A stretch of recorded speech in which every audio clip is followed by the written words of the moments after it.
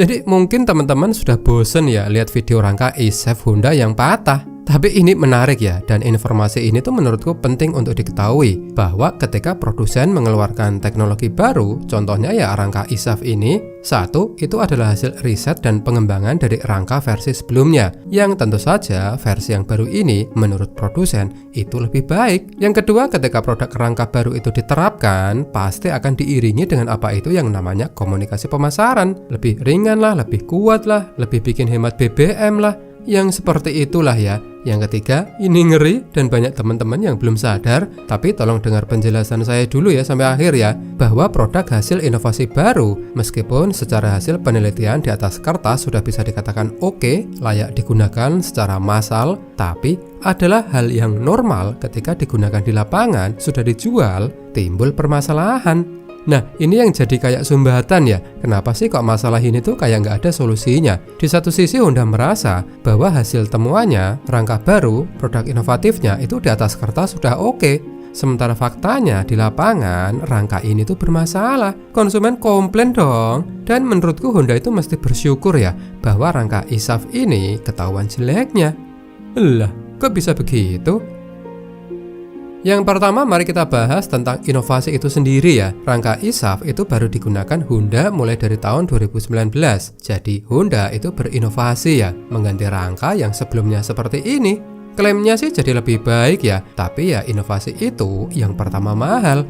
Karena proses untuk menemukan bentuk baru, bahan yang pas, racikan yang sesuai, itu butuh percobaan berulang-ulang. Jadi bakal butuh banyak biaya. Kemudian inovasi itu butuh waktu yang lama. Tidak mungkin kan bikin produk baru langsung berhasil. Percobaannya, pengetesannya, itu bisa sampai puluhan kali, mungkin ratusan. Selain itu, proses menciptakan bagian baru yang inovatif itu sulit. Nah, lalu ngapain sih dengan berbagai banyak kendala itu, Honda kok tetap mau melakukannya? Apa sih keuntungannya berinovasi? Kayak rangka itu tadi, apalagi produk rangka sebelumnya sudah baik kan, tidak ada yang komplain. Salah satu alasannya ya tentu untuk penghematan. Inovasi yang baik itu ya, selain secara fungsi dia menghasilkan produk yang lebih bagus, juga ya biar lebih murah biaya produksinya. Kalau murah, produsen kan bakal diuntungkan. Apalagi kalau sampai bisa gara-gara memiliki rangka baru itu, bisa mendongkrak harga jual sepeda motornya. Laba menjadi lebih banyak kan? Selain itu, citranya makin terangkat karena unggul teknologi. Bangga kan produsen ketika hasil inovasinya, rangka baru tadi itu berhasil. Tapi di sini nih permasalahannya. Ketika produk hasil inovasi barunya tadi, rangka e-Safe tadi, yang digadang-gadang bakal lebih bagus, ternyata bermasalah. Pakai las laser biar perfect nih, malah bikin cepat berkarat. Nah, di sini sudah mulai muncul gejala-gejala korosi atau karatannya. Dibikin tipis nih biar ringan, biar lebih gesit. Ternyata sisi negatifnya malah bikin cepat keropos.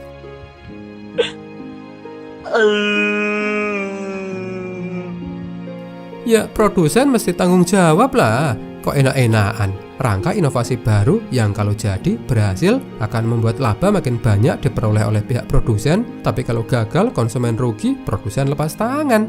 Enak sekali. Ya kan ini nggak bener ya. Ya ini mungkin contohnya sama lah ya, kayak ada orang jualan teh nih misalnya ya, pakai gelas plastik. Yang ketika ia pakai gelas plastik sebelumnya baik-baik aja, kemudian gelasnya diganti, yang diklaim gelas barunya itu menjadi lebih ringan lah, lebih kuat lah, biar lebih menguntungkan gelas inovasi baru.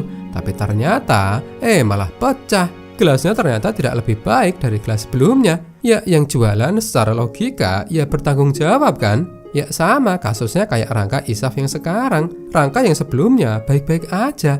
Makanya ketika rangka motor yang sekarang bermasalah, ya sudah sewajarnya produsen bertanggung jawab. Meskipun ya bisa sih, contoh orang jualan teh di dalam gelas tadi itu ya, ketika gelasnya pecah, ya udah menyalahkan aja si pembeli. Apalagi ketika inovasi bikin gelas itu sudah lama, sulit, mahal lagi.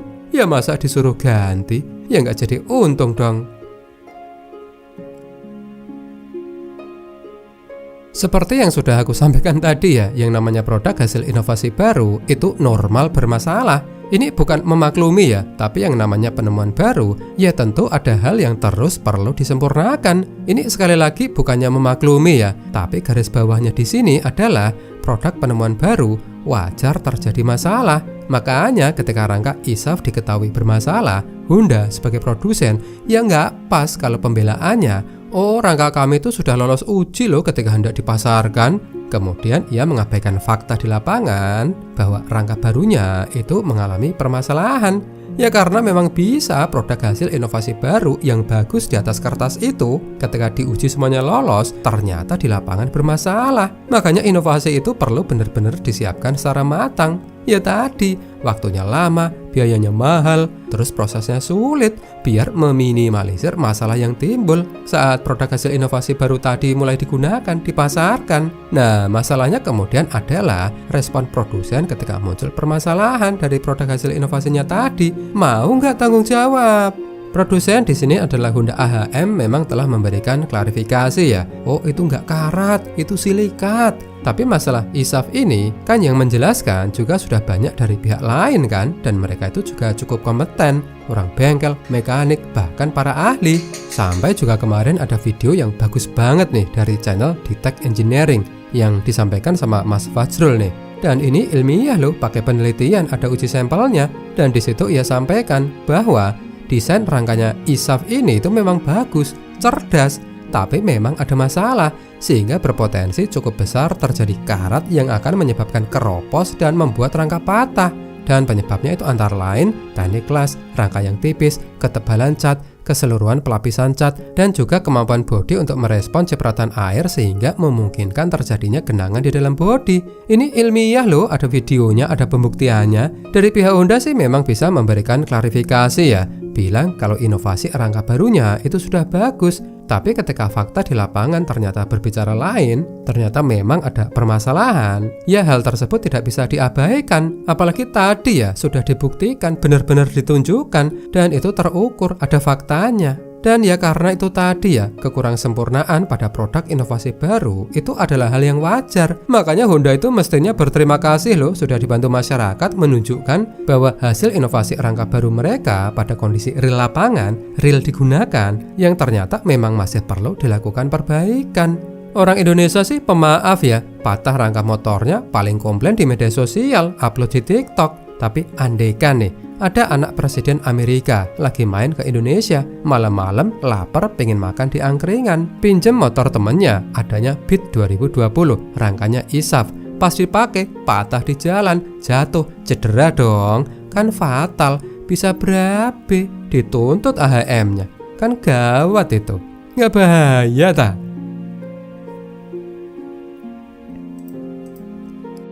Sebenarnya ada yang menyayangkan ya, Honda itu ngapain sih sok-sokan ganti rangka ke e-SAF? Ngapain dia itu berinovasi gitu loh? Buat apa? Mau menekan biaya produksi, ganti rangka biar lebih murah. Karena Honda itu kan pemimpin pasar ya, angka penjualannya bagus.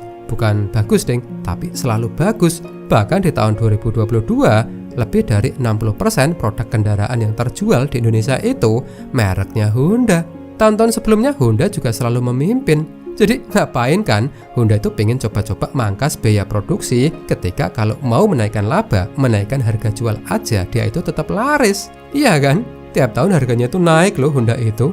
Dan asiknya selalu laku dan nggak pernah ada yang demo. Selain itu rangka yang ada pun sebenarnya sudah bagus. Ya ngapain kan diganti?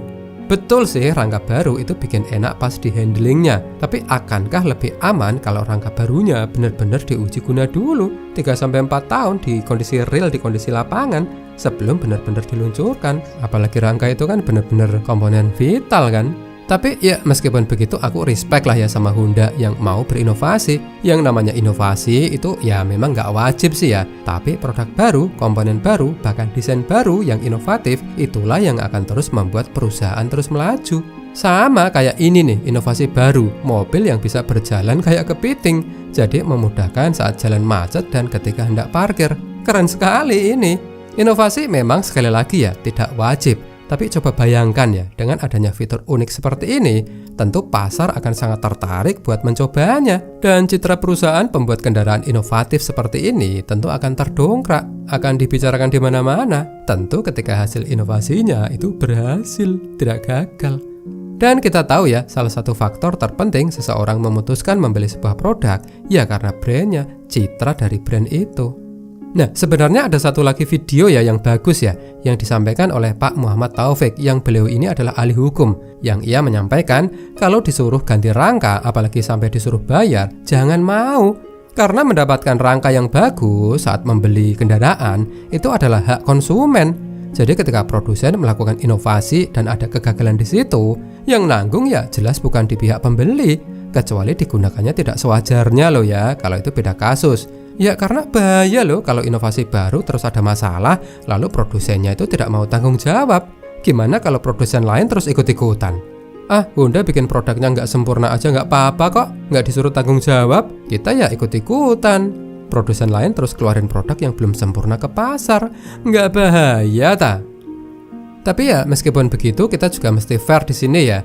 Honda sendiri sejauh ini juga cukup kooperatif. Jadi jangan sampai kan pelanggan kapok gara-gara respon Honda pada kasus ISAF ini yang nggak bagus. Ya menarik sih ya menunggu nanti bakal kayak gimana nasib Honda setelah kasus ini. Karena gara-gara kasus rangka ISAF ini, produsen lain jadi kayak punya bahan kan buat lebih mempromosikan keunggulan produknya. Dan menurut aku ya sah-sah aja, nggak apa-apa. Meskipun begitu ini menurutku ya, kayaknya Honda itu masih deh di tahun-tahun depan bakal tetap menjadi yang nomor 1. Ya, meskipun data dari Good Stats di event Gias tahun 2023, pameran ini ya, penjualan Honda itu menurun kalau dibandingkan dengan tahun 2022. Tahun 2022 penjualannya itu mencapai 1.882. Tahun sekarang hanya 1.251. Ada penurunan. Tapi alasan kenapa aku bilang Honda itu tetap bakal memimpin, ya karena sifat konsumen di Indonesia itu yang pemaaf, serba maklum, sangat memuja merek, dan mudah lupa. Ya apalagi kalau respon Honda di kasus ISAF ini penanganannya nanti bagus ya, mungkin diganti, mungkin recall, atau dikasih tambahan anti karat. Serta kedepannya Honda itu mau memperbaiki rangka ISAF, mungkin menggunakan plat baja yang lebih tebal, menggunakan teknik sambungan yang lebih rapi, juga lapisan catnya itu menyeluruh sampai ke dalam-dalam. Wah, kalau bisa kayak gitu, top lah itu Honda.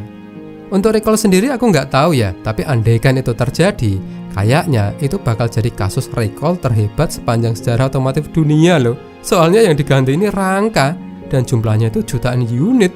Wow banget lah itu. Atau menurut teman-teman gimana? Apakah itu akan dilakukan Honda atau Honda bakalan ya udahlah nggak usah ngapa-ngapain aja, toh rangka ISAF yang baik-baik saja dibandingkan dengan yang rusak itu masih banyakan yang bagus kan? Ditambah sumbangsi pemasukan pajak dari Honda ke pemerintah itu kan sangat besar sekali. Jadi Honda kayak punya posisi tawar yang kuat ketika berhadapan dengan pemangku kebijakan. Atau bagaimana nih masa depan Honda setelah kasus ISAF ini? Silakan teman-teman bisa tulis di kolom komentar ya.